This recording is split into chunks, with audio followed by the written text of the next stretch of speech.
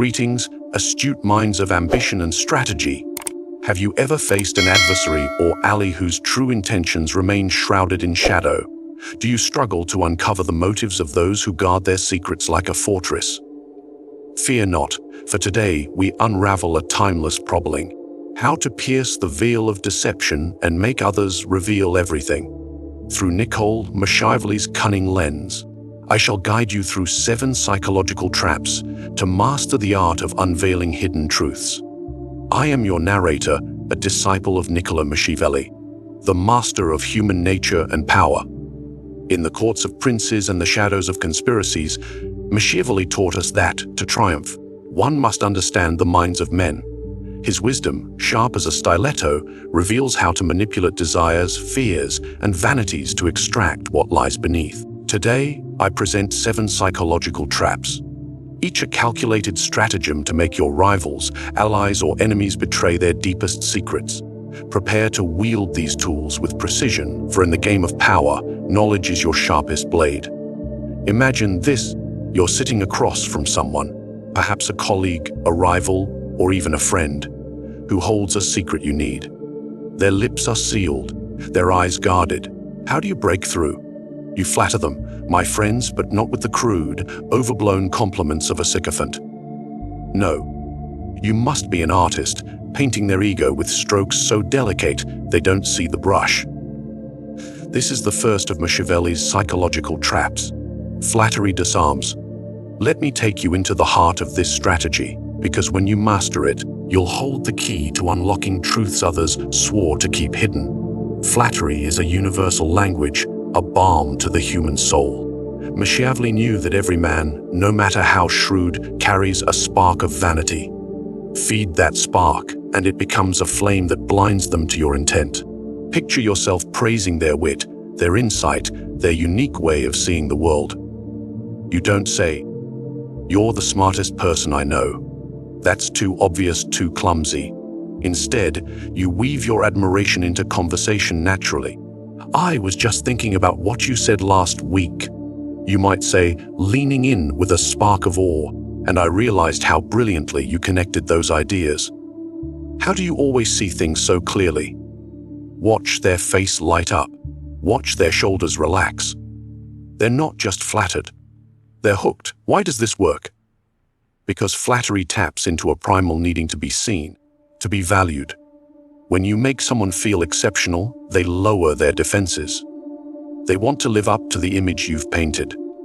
They start to trust you, to see you as an ally who truly understands them. And in that moment of warmth, their guard slips.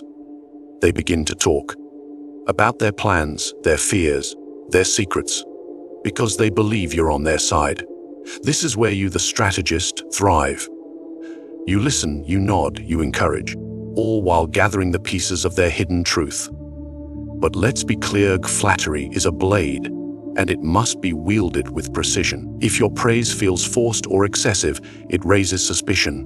A seasoned player will smell manipulation from a mile away. So, how do you make it feel real? You observe. You study your target like a hunter studies prey.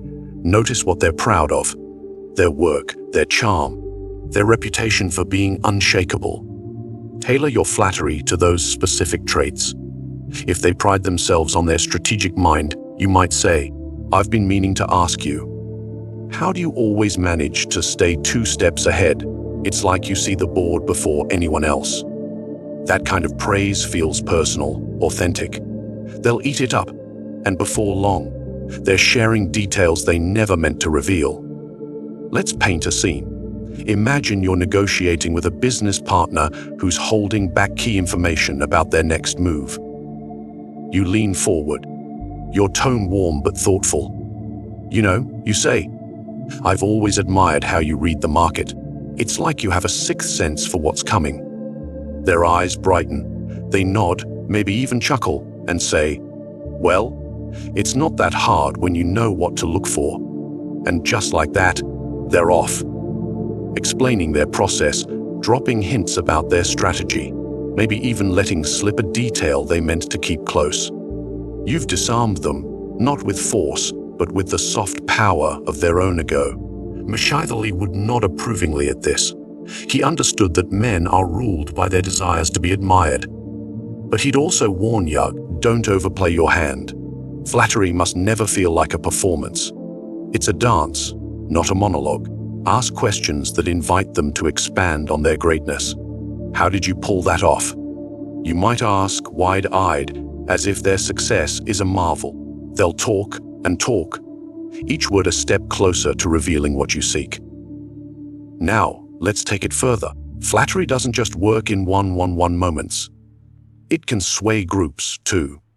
Picture a meeting where you need insight into a team's plans. You single out the leader, but in front of everyone, you say, "I've got to hand it to you."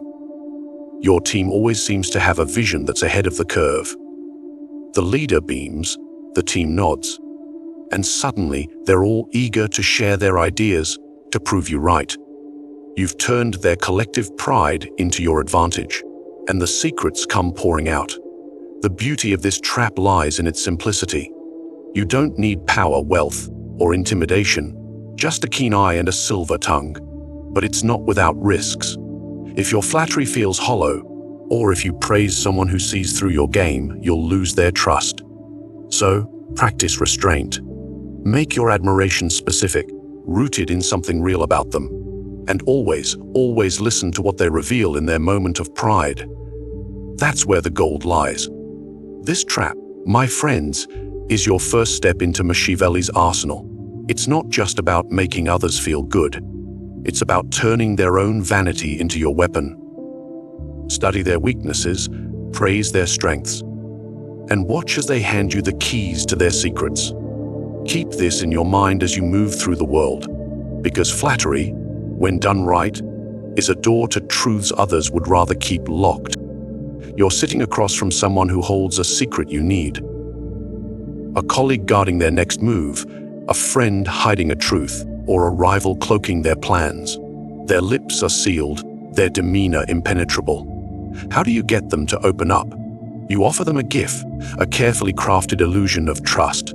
This is Machiavelli's second psychological trap: false trust binds. Welcome to a strategy so elegant, turns the human instinct for connection into your greatest weapon. Let me guide you through this art, because when you master it, you'll hold the power to anyone reveal what they swore to keep hidden. Machiavelli understood that trust is a currency, a bond that men crave yet rarely question. When you offer a piece of yourself, a secret, a vulnerability, you create a bridge between you and your target.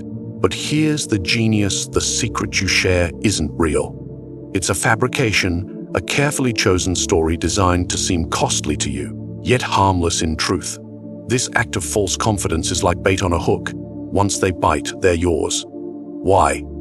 Because humans are wired to reciprocate. When you trust them, they feel compelled to trust you back, to prove they're worthy of your candor.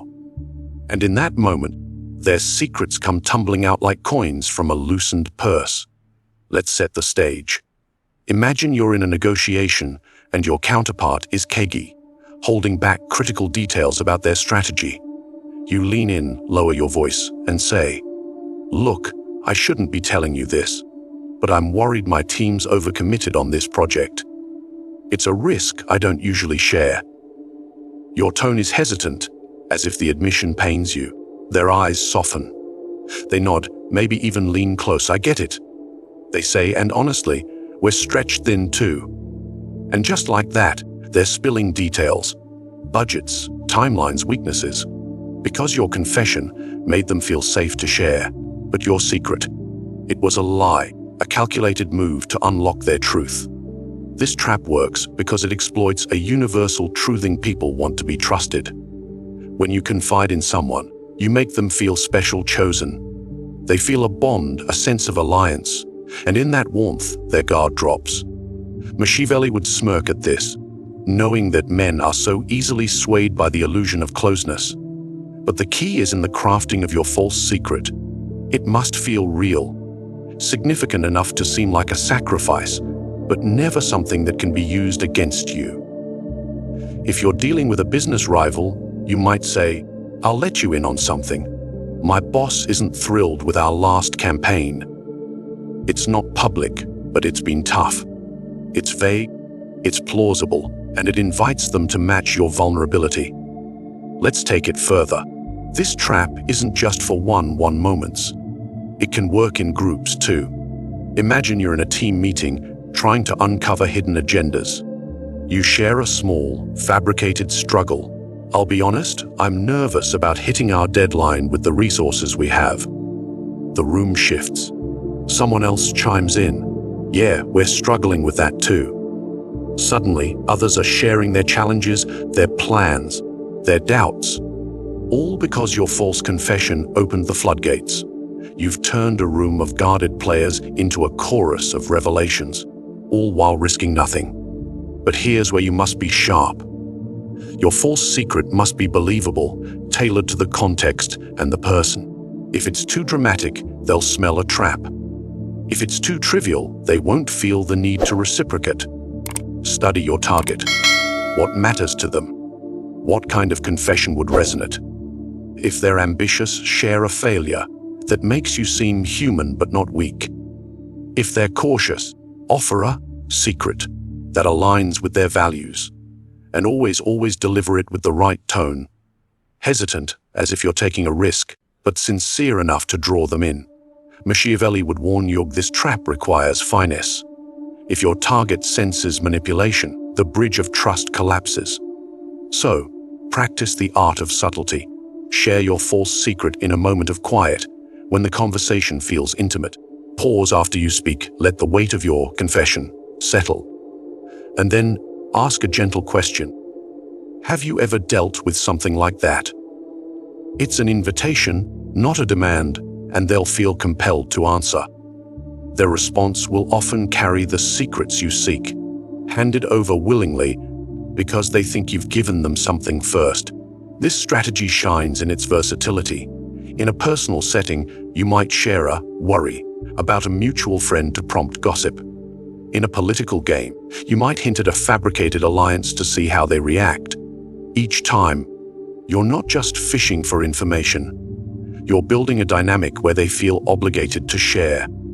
And the best part, they'll walk away thinking you're their confidant, never suspecting you've orchestrated the entire exchange. This trap, my cunning friends, is about turning trust into a tool. You don't need to intimidate or coerce. Just offer a carefully crafted lie that feels like truth. Watch as their need to reciprocate hands you the keys to their hidden world. Keep this in your arsenal, because in the game of power, a well-placed illusion can unlock doors no force could ever break. Imagine you're facing someone who holds their cards close. A rival hiding their next move, a colleague masking their loyalty, or a friend concealing a hidden agenda. Their face is a fortress, their words carefully chosen. How do you breach those walls? You've planted a seed of doubt, a subtle whisper that unsettles their confidence and drives them to reveal what they guard. This is Machiavelli's third psychological trap doubt provokes. Welcome to a strategy so sharp it turns a person's own insecurities into your ally. Let me guide you through this art, because when you wield it well, you'll watch even the most guarded souls spill their secrets to prove themselves. Machiavelli knew that doubt is a poison to the human spirit. When a man questions his standing, his loyalty, his competence, his place in the eyes of others, he becomes restless, eager to defend his worth. This is where you strike, not with accusations, but with the lightest touch of uncertainty. You don't confront them directly. That would make them defensive, closed off. Instead, you hint, you suggest, you let them feel the shadow of doubt without ever seeing your hand. Picture this, you're in a meeting, trying to uncover a colleague's true intentions. You lean in, your tone casual but curious, and say, "I heard someone mention they're not sure where you stand on this project.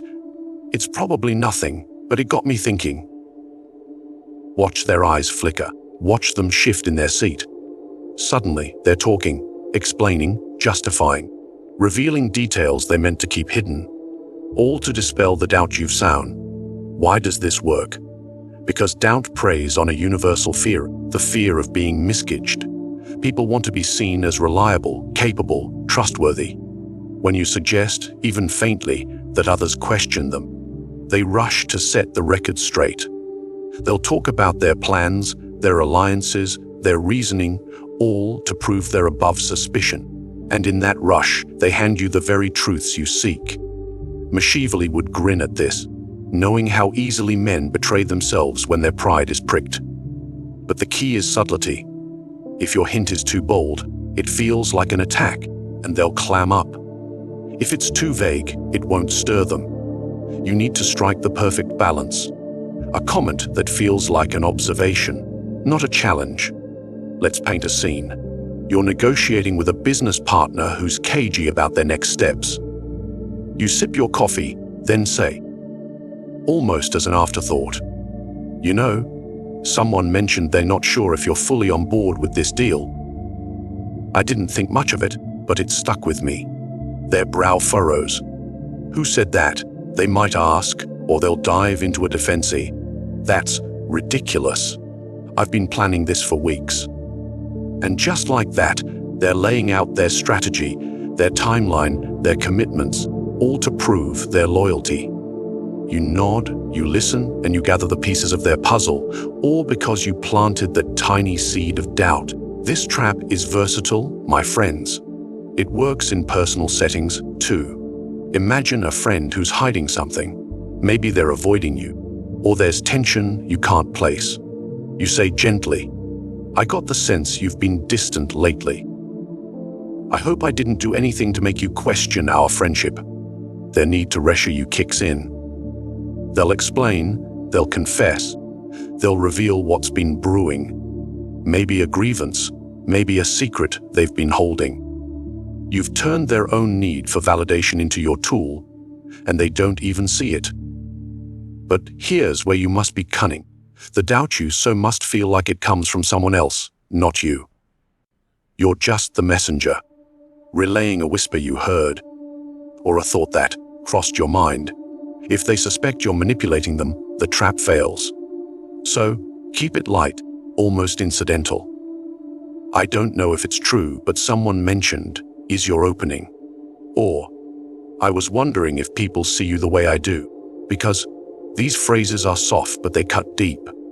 They make your target feel watched, judged, and compelled to respond. And when they do, their words become your treasure. This strategy shines in groups too. In a team setting, you might say, "I heard some chatter that the leadership isn't sure about our direction on this." Suddenly, people start defending their work, revealing plans, timelines, even doubts they hadn't voiced before. You've turned the room into a fountain of information, all by stirring a collective sense of unease. Machiavelli would call this economy of effort. One small comment, one ripple of doubt, and the truths come flooding out. The beauty of this trap lies in its precision. You don't need to raise your voice or wield authority. You just need to know where to press, to find the crack in their confidence. Study your target. What are they sensitive about? Their reputation, their loyalty, their competence. Tailor your hint to that weakness. If they're proud, suggest others doubt their ability. If they're loyal, hint at whispers of betrayal. And always stay detached, as if you're just passing along a thought, not planting it. Their reaction will do the rest, handing you the secrets they meant to keep locked away. You're sitting across from someone who's holding back. A colleague with a hidden agenda, a rival guarding their plans, or a friend concealing a truth. Their words are measured, their smile tight. How do you get them to spill what they're hiding? You don't push, you don't prod. You simply stay silent. This is Machiavelli's fourth psychological trap, silence pressures. Welcome to a strategy that turns the absence of words into a force more powerful than any question. Let me guide you through this art. Because, when you master it, you'll see how silence can make even the most guarded souls reveal everything. Machiavelli understood that silence is a weapon, a void that humans instinctively rush to fill. When you ask a question and then pause, letting the air grow heavy, you create a pressure that most cannot withstand. People crave resolution, comfort, connection. They fear the judgment they imagine in your quiet gaze. That silence becomes a mirror, reflecting their insecurities, their need to explain themselves. And in that moment, they talk, often saying far more than they intended, just to break the tension. Picture this: you're in a conversation with a business partner who's vague about their next move. You ask, "What's your plan for the next quarter?" Then you stop. You lean back, your face neutral, your eyes steady. Seconds tick by. They shift, they figure, and then they start talking about their strategy, their doubts, their secrets. All because your silence made them feel exposed. Why does this work? Because silence is unnatural in conversation. It feels like a challenge, a test. Most people can't bear it. They'll speak to prove they're not hiding anything, to fill the gap you've left. Machiavelli would nod at this, knowing that men betray themselves when they feel judged. But the key is in how you wield this silence. It's not just about staying quiet. It's about creating a moment that feels deliberate, expectant. Your body language matters. Keep your expression calm, curious, but not accusing. A slight tilt of the head, a steady gaze, a faint nod. These signal that you're waiting, listening, and they'll feel compelled to give you something to hear. Let's set a scene. You're with a colleague who's been dodging questions about their role in a project. You ask, "So, how did you handle that issue with the client?" Then you pause. You don't rush to fill the gap with another question or a reassuring comment. You just wait, your eyes locked on theirs, your posture relaxed but attentive. The silence stretches. 1 second, 2, 3. They clear their throat, laugh nervously, and start talking. "Well, it was tricky, but I ended up calling them directly amb." Suddenly, they're revealing details, meetings, decisions, even mistakes they hadn't planned to share. Your silence didn't just prompt an answer, it opened a floodgate. This trap is versatile, my friends. It works in personal settings too. Imagine a friend who's been distant, hiding something. You ask, "Is everything okay with you lately?" Then you go quiet. You don't push, you don't reassure. You just let the question hang. They'll feel the weight of your attention, the unspoken expectation, and they'll start talking about their worries, their secrets, their reasons. You've turned their own discomfort into your advantage, all without saying a word. But here's where you must be sharp. Silence is powerful, but it must be timed right. Use it after a pointed question, one that touches on something they care about. Their work, their loyalty, their pride. If your question is too vague, they might brush it off. If it's too aggressive, they'll shut down. And your silence must feel natural, not staged. Practice it in low-stakes moments. Ask a simple question, pause, and see how people react. You'll be amazed at how often they fill the void with more than you expected. This strategy shines in groups too. In a meeting, ask, "What do we think about this approach?" Then stop. Don't jump in to clarify or coax. Let the silence settle over the room. Someone will crack. Maybe the leader, maybe the quiet one in the corner, and they'll start sharing ideas, concerns, even secrets, just to break the tension. You've turned the group's own need for resolution into a tool, gathering insights you'd never get by pushing. The beauty of this trap is its simplicity. You don't need charm, deception, or even words, just patience and presence. But it's not without risks. If your silence feels too intense, like a stare down, it can seem confrontational. So, soften it. A slight smile, a relaxed posture, a nod to show you're listening, and know your target. Some people thrive in silence, unbothered. Study them first. Do they forget under pressure, or are they comfortable in quiet? Tailor your approach to their weaknesses. When you get it right, silence becomes a force that pulls truths from even the most guarded hearts. You're facing someone who's locked up tight, a rival hiding their strategy, a colleague concealing their doubts, or a friend masking a secret. Their words are guarded, their eyes wary. How do you get them to open up, to spill what they've sworn to keep hidden? You create a haven, a space where they feel safe, understood, and free to speak. This is Machiavelli's fifth psychological trap lure of false safety. Welcome to a strategy so disarming it turns your targeted comforter into your greatest weapon. Let me guide you through this art, because when you master it, you'll watch even the most cautious souls lay their secrets bare, thinking they're in the presence of a friend. Machiavelli knew that trust is a fragile thing, but it's also a powerful lure. When a person feels safe, truly safe, they let down their defenses and their words flow freely. Your task is to craft this illusion of safety, to make them believe they're in a space where judgment doesn't exist, where their thoughts are not just welcome but revered. Picture this: you're sitting with a business partner who's cagey about their next move. You lean in, your voice soft, your tone warm. "I get it," you say, nodding as they hint at their challenges. "It's tough out there, isn't it? I've been in those shoes." You agree with their perspective, you mirror their emotions, you make them feel seen. Their shoulders relax, their smile softens, and suddenly they're sharing details, plans, fears, because they think they're in a sanctuary you've built just for them. Why does this work? Because humans crave connection, a place where they can speak without fear of betrayal. When you create that space, even if it's a carefully constructed lie, they let their guard down. They start to see you as an ally, someone who understands their struggles, their ambitions, and in that warmth, they reveal things they'd never say in a colder setting. Machiavelli would smile at this, knowing how easily men are swayed by the illusion of acceptance. But the key is in the craft of this heaven. You must be subtle, authentic, never letting them suspect your intent.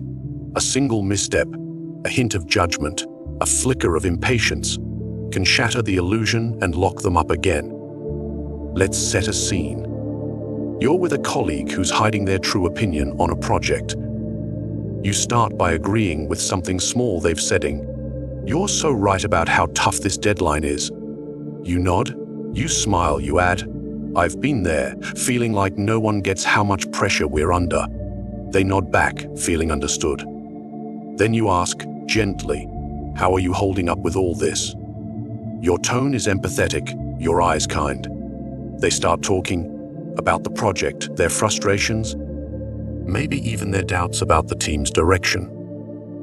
You've created a bubble where they feel safe to confess, and they hand you the secrets you need without a second thought. This trap works everywhere, my friends. In a personal setting, imagine a friend who's been distant. You say, "I've noticed you seem off lately, and I just want you to know I'm here. I've had rough patches too." Your warmth, your lack of judgment makes them feel safe. They start sharing about their worries, their secrets, because you've built a space where they feel no threat.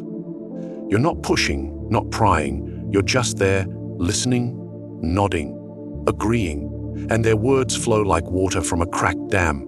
But here's where you must be cunning. This heaven must feel real. Your agreement, your empathy, must be tailored to them. Study their values, their struggles. What makes them tick? If they're ambitious, sympathize with the pressure to succeed. If they're insecure, validate their efforts. And never, ever let your true intent show. Keep your questions open-ended, gentle. How do you deal with that? Or, what's been the toughest part for you? These invite them to keep talking, to dig deeper into their own thoughts, revealing more with every word. This strategy shines in groups too. In a team meeting, you might say, "I think we're all feeling the strain of this project, right? It's okay to admit it's tough." Your honesty, your openness, creates a collective sense of safety. Suddenly, others start chiming in, sharing concerns, ideas, even secrets. Because you've made it okay to be vulnerable. You've turned the room into a confessional, all while staying in control. The beauty of this trap is its softness. You don't need to manipulate or intimidate. Just listen, agree, and make them feel understood. But it takes skill. You must stay present, mirroring their emotions without overdoing it. If you seem too eager, they'll sense a trap. If you're too distant, they won't open up. Practice this in small moments. Agree with a friend's opinion. Validate a colleague's struggle. And watch how they respond. When you get it right, the lure of false safety becomes a key that unlocks truths they never meant to share. And so, my astute navigators of power, we draw the curtain on Machiavelli's 7 psychological traps, each a masterstroke in the art of unveiling hidden truths. You've learned to wield flattery like a painter, stroking the ego until secrets spill forth.